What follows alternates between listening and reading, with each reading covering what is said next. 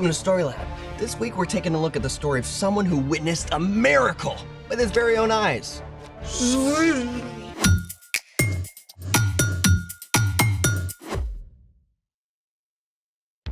Hey, I'm Zeke. And I'm Carter. All month we're talking about how trusting and following Jesus changes the way we treat others. Everything okay? Sorry. What's going on? One of my best friends just moved all the way across the country. That's tough. But you can still FaceTime, right? Yeah, I guess. I know what you need. What? An epic battle between the forces of good and evil. How is that supposed to help? I don't know exactly, but it always cheers me up. Fair. Great! Then let there be light. Swords. Don't you have a test to study for? Oh, this is all about you, bro. You ready? Let's make it! Today we're gonna make our very own light swords. I grant you, this could be cool. What do we need? Pool noodles, giant rolls of cardboard, high-powered LED lights? Straws. Great, I'll go get... Wait, like drinking straws? Straws! I was picturing something a little more galaxy conquering. These are simply the best for light swords. Did you see what I did there? Simply? I don't see it yet, but okay. Okay, we need 2 straws, black tape, scissors, glue sticks, a glue gun, rhinestones, and these dazzling finger lights. Ooh, I call blue. Oh, then I will get, red. Okay, for step 1, cut a few strips of black tape and cover the base of the light.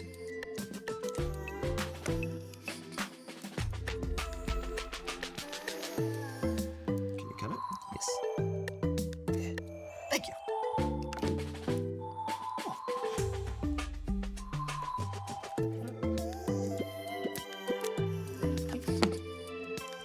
Now for step 2, you're gonna need a grown-up around for this. Prepare the glue gun.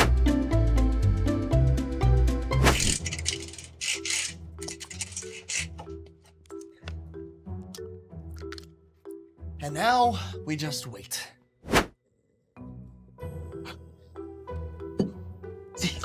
What? I think they're ready. Oh, they're ready? Oh, perfect. Mine's ready. Okay. Now squeeze a little glue on the base around the light. Enough so the straw stays in place, but not too much or you'll cover the light. Gotcha.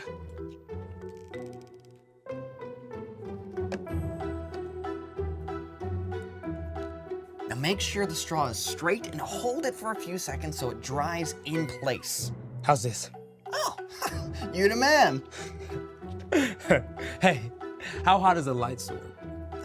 I don't know, how hot? Lukewarm. You get it? Oh, okay, I get it. Now, for step 3, it's time for the rhinestone. Just glue it to the end of the straw so the light doesn't escape. Now, our strategy for this is putting it around the tip of the straw and then just placing it on the rhinestone.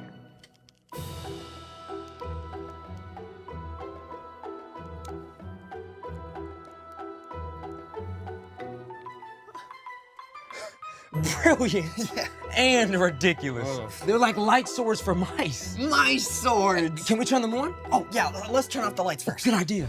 Okay, now count it down. 3, 2, 1. Look at that! Oh.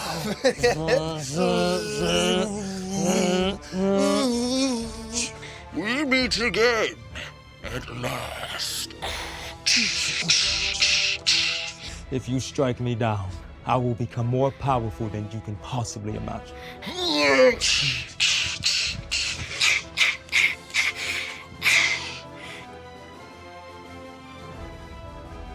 That was amazing. Dude. You see that? Yeah, imagine what we could do with full-size light swords. You know, I actually thought that was pretty epic. Yeah. Thanks for cheering me up.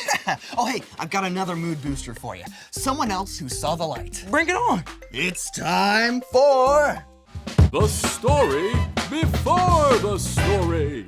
Today we're in the 2nd book of the New Testament, Mark. Mark was a Jesus follower and a close friend and traveling companion of the Apostle Peter.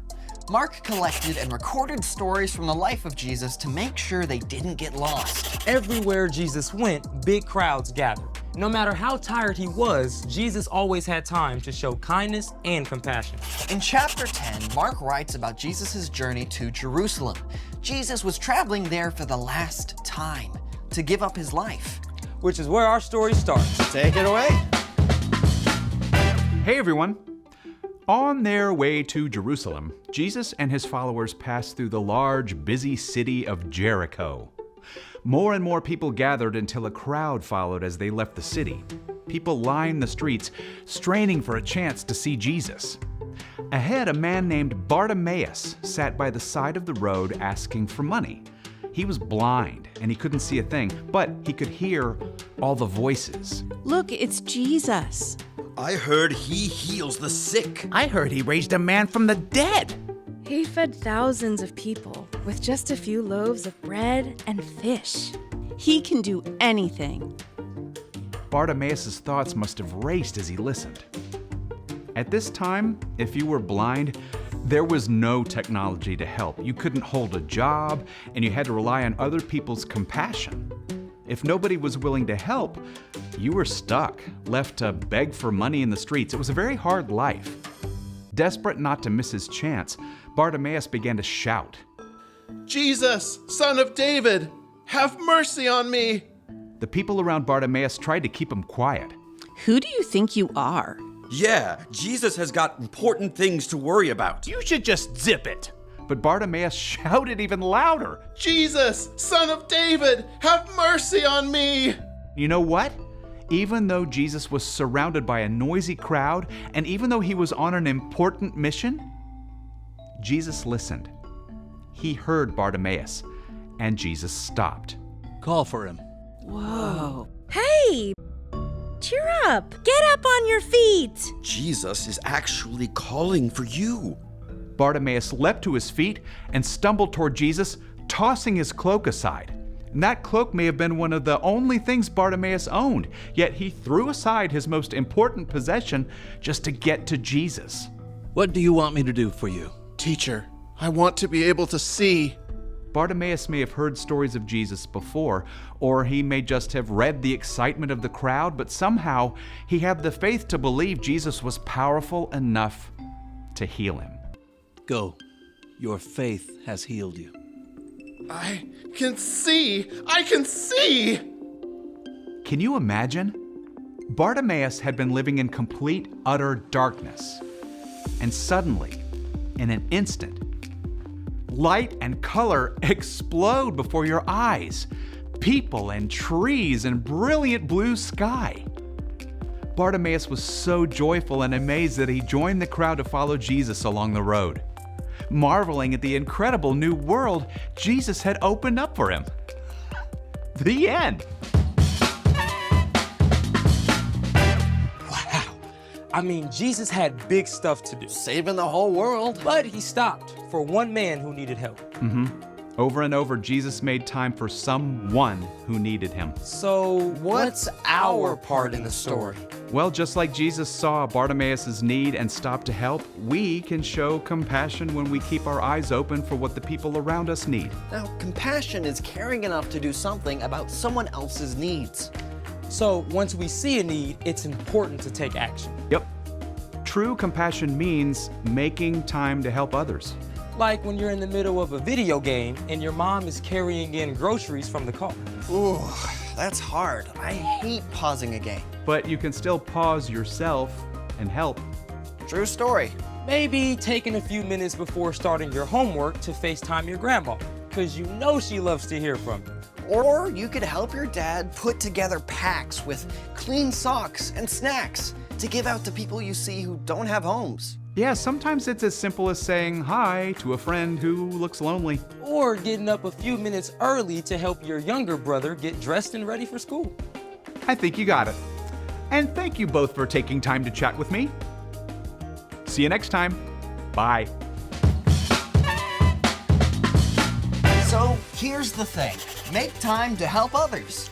Speaking of help, you need any help for that test you're studying for? Yeah, I've sort of been avoiding it. Well, I'm here for all your study needs. After a 60-second epic battle. Oh, you are on! Thanks for joining us in the Story Lab. See you next time.